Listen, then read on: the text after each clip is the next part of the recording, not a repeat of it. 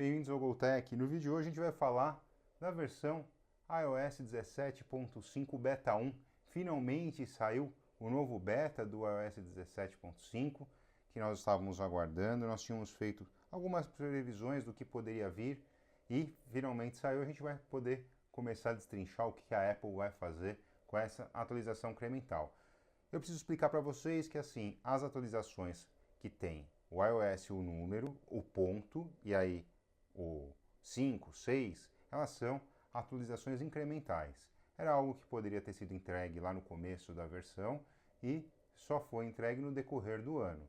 Então, não virá grandes mudanças, mas muitas vezes chegam mudanças bem-vindas, como o bloqueio de Face ID, de alteração de senha, quando você está num local desconhecido, ou mesmo você pode definir esse delay, que é chamado de proteção anti-roubo, veio numa incremental, numa 1.3. Então, a gente sempre fica notando o que vem, porque é algo que às vezes não foi colocado como uma grande atualização, mas é uma ferramenta muito importante para o nosso uso. Eu vou mostrar para vocês algumas características dessa versão. O primeiro ponto que a gente tem que salientar é que a versão iOS 17.5 Beta, ela está bem grande. São 6.48 GB, o tamanho do arquivo é considerável. Não recomendo vocês baixarem ela via rede LTE, 5G ou 4G, porque o arquivo é muito grande e vai acabar com o seu plano de dados. Então, faça isso em casa, lembrando que as versões betas, principalmente nas primeiras, são bem complicadas para você sair testando. Você corre o risco daquele seu aplicativo não funcionar tão bem, ou o celular gastar muita bateria, ou esquentar bastante. Eu, particularmente, entendi que no teste ele esquentou muito agora. É claro, está tudo atualizando, então é interessante vocês terem isso em conta antes de sair instalando uma versão beta no iPhone de vocês. Então, são 6.48 GB, então vamos às alterações que estão por debaixo do capô aqui do nosso iOS 17. A versão é a 2105048F, é natural, ele está com 8F agora, que é o primeiro beta. Isso daqui vai mudar bastante. Com o tempo, as letras vão alterando e a gente já consegue saber pelo nome da atualização, que isso daqui é o nome, né, da própria atualização, se está chegando na versão final. Eu acredito que ainda vai vir pelo menos mais umas 4 betas até chegar a Release Candidate e, por fim, a versão final do iOS 17.5. Tem muito chão pela frente ainda, mas a gente já vai percebendo algumas novidades. Houve também alteração no firmware do modem. Essa alteração chama atenção porque isso mexe diretamente na conectividade dos seus aparelhos. Em tese, deve ser para ficar mais rápido e mais econômico. Eu vou mostrar para vocês qual é o firmware. Eu dei um print aqui para ficar melhor, para não ter que ficar editando e deixando a tela embaçada para vocês, mas o firmware agora está na versão 1.60.00. Anteriormente nós estávamos, salvo engano, na 1.54, ou seja, quando você mexe nessa casa aqui, é sinal que teve bastante alteração. Provavelmente, desde a 17, é um dos passos mais significativos em atualização do modem, do firmware do modem, ou seja, provavelmente a gente tem uma melhoria muito grande aí na transmissão de dados, tanto na parte Wi-Fi quanto na parte LTE. A gente vai conseguir sentir isso durante o uso, mas é muito significativo, porque como eu coloquei para vocês, aumentou aqui nessa casa decimal que houve alteração significativa. Pensem o seguinte, toda vez que tem alteração de firmware, quanto menor a casa decimal aqui que ele vai alterando, é menor a alteração que foi feita no software. Quando a gente chega aqui nesse nível, vocês podem perceber que é quase um software completamente novo. É o equivalente também quando a gente trata com o iOS. Então, 17.0, 17.1, 1.2, 1.3 são mudanças incrementais e significativas. Aqui a gente já tem então uma alteração bem significativa na parte de modem. Agora que a gente já mostrou o que tem na parte interna, vamos às mudanças de fato e o que se são significativas e o que acabou alterando.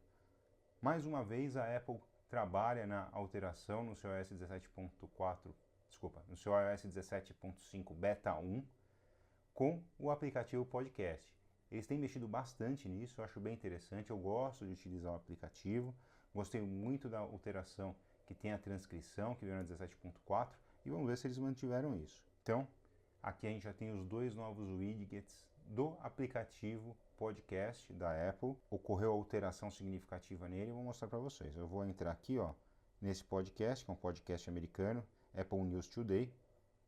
Eu vou executar. Eu baixei o volume para a gente não ter problema com direito autoral. Então está executando o podcast. Lembrando que desde a 17.4 a gente tem a transcrição do podcast, que é um negócio super interessante, que você, inclusive, pode fazer uma busca por palavra. Então, como é um podcast americano, eu vou colocar o nome do presidente, então já apareceu aqui, ó, Biden, Biden, Biden.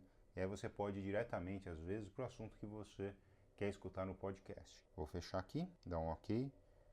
Então, quando eu fecho, não sei se vocês viram alguma mudança, mas o ícone ele está agora em vermelho, tá? Assim como a capa do canal. Se vocês perceberem, o News Today ele é vermelho. Eu vou executar agora um podcast que a capa, que é o The Excerpt, está rodando, a capa dele é em azul. Então, vou voltar aqui, ó. Tá a capa em azul. Ele também mudou toda a aparência azul. Vamos agora ver como é que ficou o widget. Ele ficou em azul também. Então vocês percebem que ele muda o layout do seu widget de acordo com a cor do canal. Vou voltar a tocar um canal que é vermelho e voltar lá para a tela home. Eu acabei não tocando, eu só alterei e não toquei. Vou aqui fazer o seguinte, executar isso aqui. Vocês podem perceber que alterou a cor do widget. Vou fazer a mesma coisa, alterou novamente para azul. É uma mudança cosmética interessante.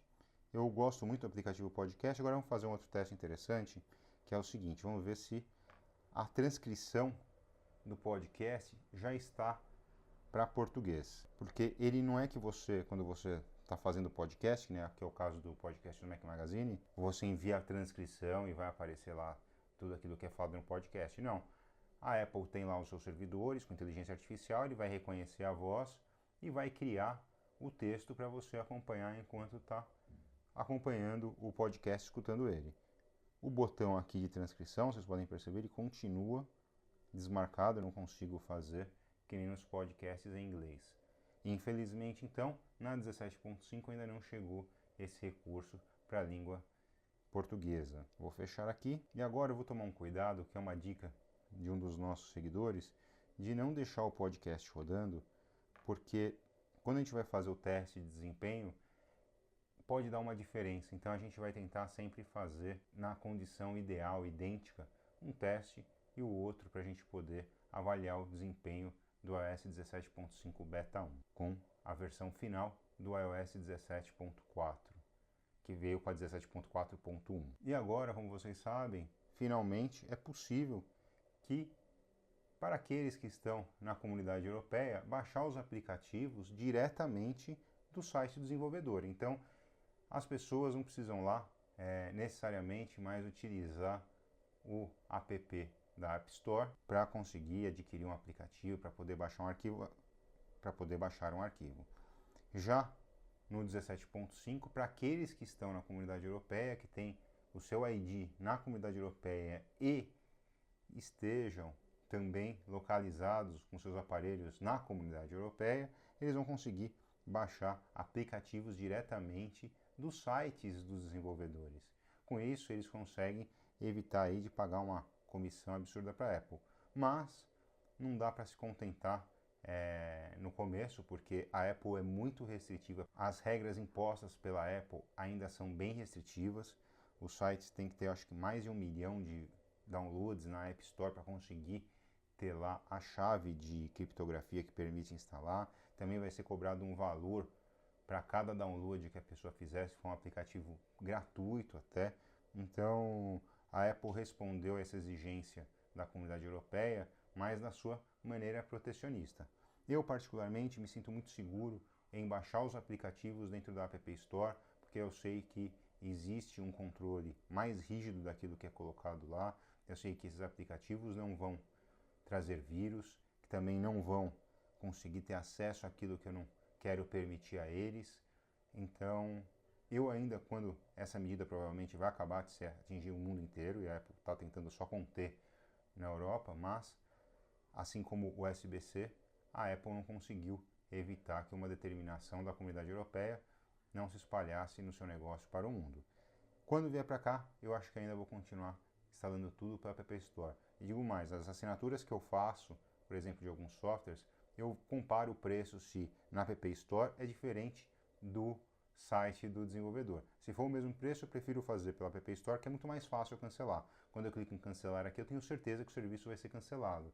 E muitas vezes você colocar num site de terceiro, você pede para cancelar o serviço, o cara vai acabar te cobrando. Então, querendo ou não, a Apple traz uma segurança aí para o seu usuário. Agora vamos ver se a Apple voltou com o meu recurso predileto no iOS 17.4, colocou no Beta 1, Beta 2 e depois tirou dos outros, a gente não viu mais, que é passar para Dynamic Island o cronômetro. Então, naquela versão eu podia utilizar o cronômetro, fechar ele e aqui ele ficaria o cronômetro.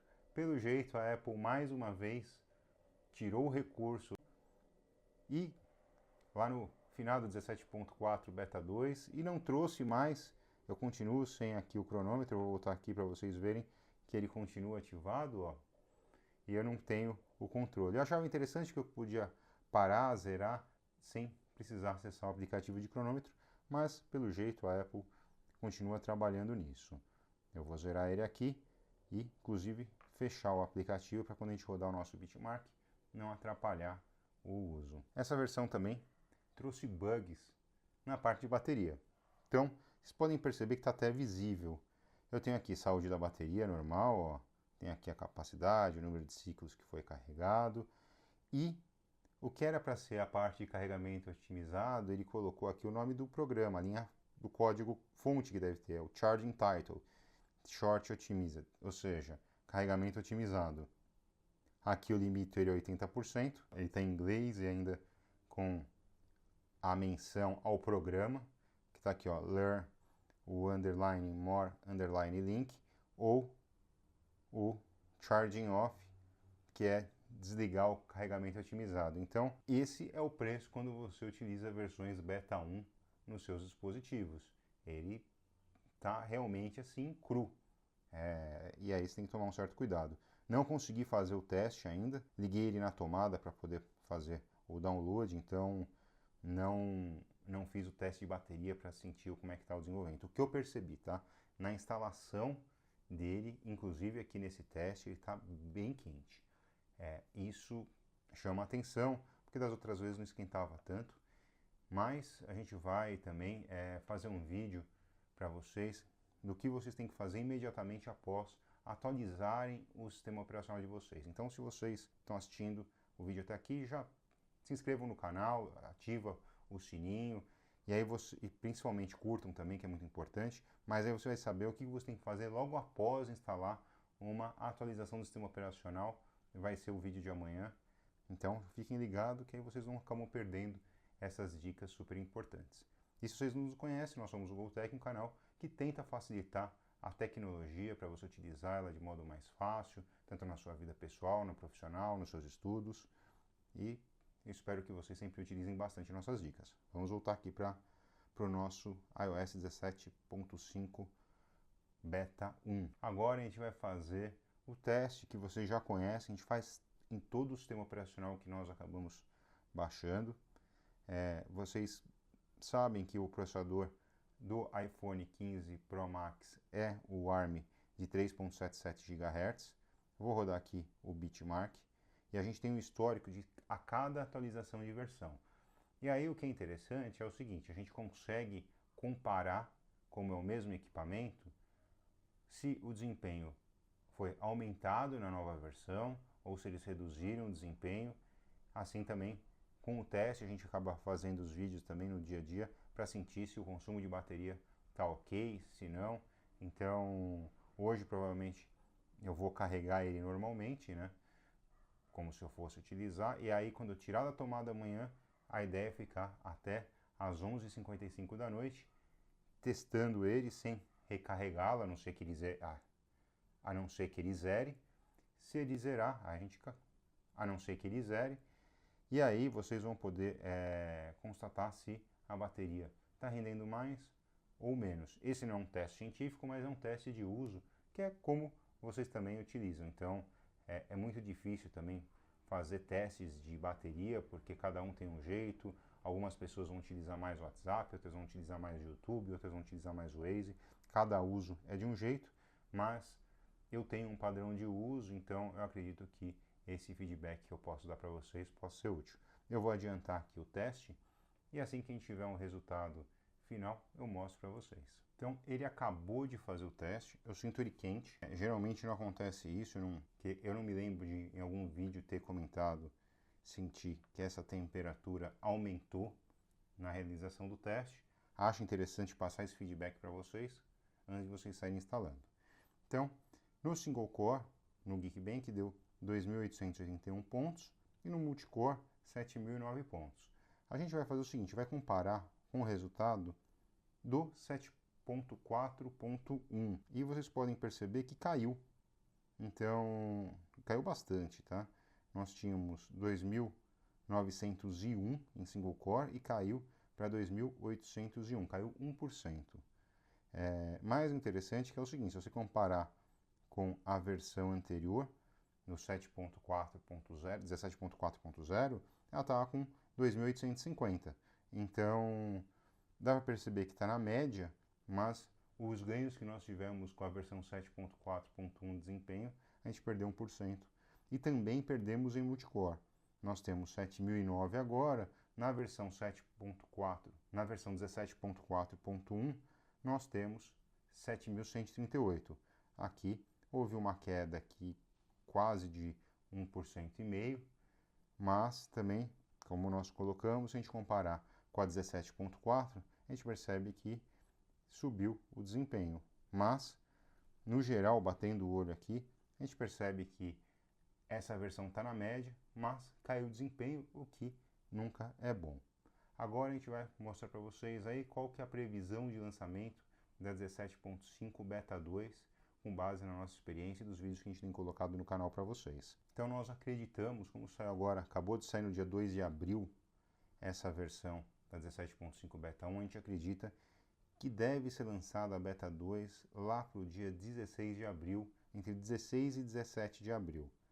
A gente acredita que vai levar então 15 dias para a Apple disponibilizar um novo beta, e eu acredito que essa versão vai acabar saindo em meados de maio, aproximadamente no meio de maio. Eu acredito que muito provavelmente lá para o dia 11 de maio, 12 de maio, a gente deve ter uma versão final do iOS 17.5.